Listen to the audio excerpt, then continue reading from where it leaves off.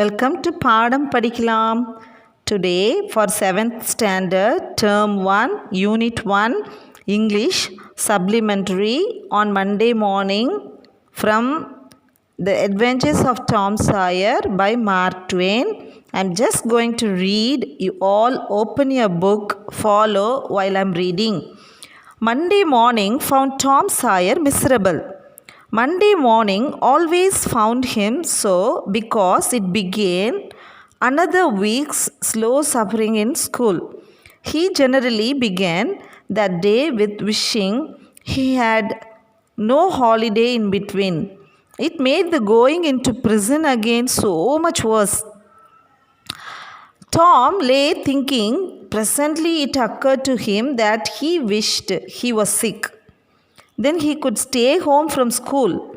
He examined himself. No sickness was found. And he investigated again. This time he could detect stomachache. But it soon grew feeble and presently died wholly away. He reflected further. Suddenly he discovered something. One of his upper front teeth was loose. This was lucky. He was about to begin to groan as a started, as he called it, when it occurred to him that if he came into court with that argument, his aunt would pull it out, and that would hurt. So he thought he would hold the tooth in reserve for the present and seek further. Nothing offered for some little time. And then he remembered hearing the doctor tell about a certain thing that laid up a patient for 2 or 3 weeks and threatened to make him lose a finger. So the boy eagerly drew his sore toe from under the sheet and held it up for inspection. But now he did not know the necessary symptoms. However, it seemed well worthwhile to chance it. So he fell, groaning with considerable spirit. But Sid slept on unconscious. Tom groaned louder and fascinated that he began to feel pain in the toe. No result from Sid. Tom was panting with his exertions by this time. He took a rest and then swelled himself up and fetched a succession of admirable groans. Sid snored on. Tom was aggravated. He said, "Sid, Sid," and shook him. This course worked well, and Tom began to groan again. Sid yawned, stretched, then brought himself up on his elbow with a snort and began to stare at Tom.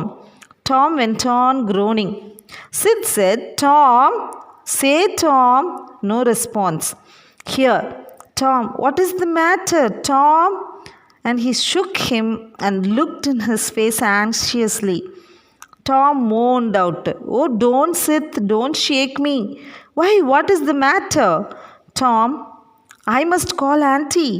"No, never mind. It'll be over by and by, maybe." "Don't call anybody." "But I must. Don't groan so." "Tom, it's awful." "How long you been this way?" "Hours." "Ouch." "Oh, don't stir so." "Sid, you'll kill me." "Tom, why didn't you wake me sooner?" "Oh, Tom, don't. It makes my flesh crawl to hear you. What is the matter?" "I forgive you for everything, Sid. Everything you have ever done to me when I'm gone." "Oh, Tom, you aren't dying, are you?" "Don't. Tom, oh, don't, maybe. I forgive everybody, Sid.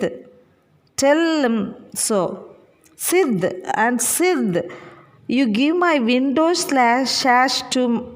sash and my cat with one eye to that new girl that's came to town and tell her."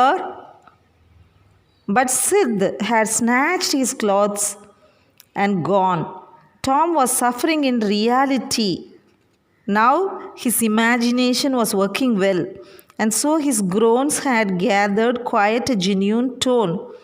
Sid flew downstairs and said, "Oh, Aunt Polly, come. Tom's dying." "Dying?" "Yes. Don't wait. Come quick."